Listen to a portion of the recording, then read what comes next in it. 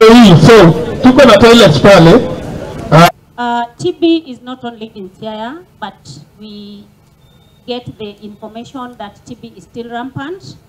African countries bear the biggest burden of TB prevalence in this world, and Kenya is ranked among the high burden for TB in Africa. We are position 30.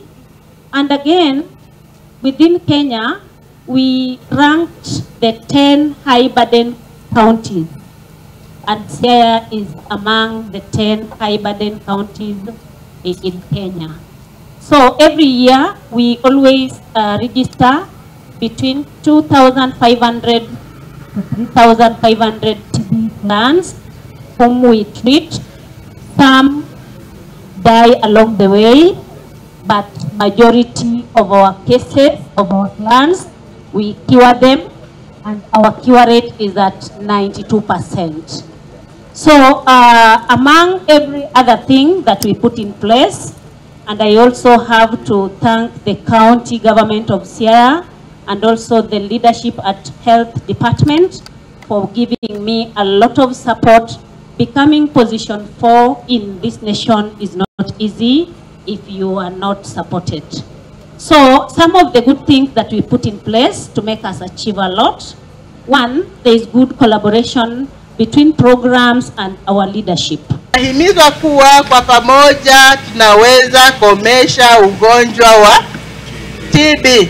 Kufikia mwaka gani? 2030. Kwa hivyo kama kila mmoja wetu atachangia vile tumechangia vema hivi, vile tumesikia ripoti nazo ambazo tumesomewa hapa, kuwa tunafanya kazi kwa pamoja kuhakikisha kuwa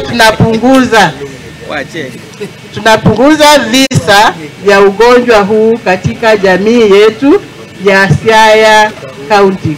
Kwa hivyo nina furaha kwa kila mmoja wetu ameshika sehemu yake, na tukiendelea kutia bidii, kwa hakika kufikia 2030 hatutakuwa tunazungumzia mambo ya TB tena.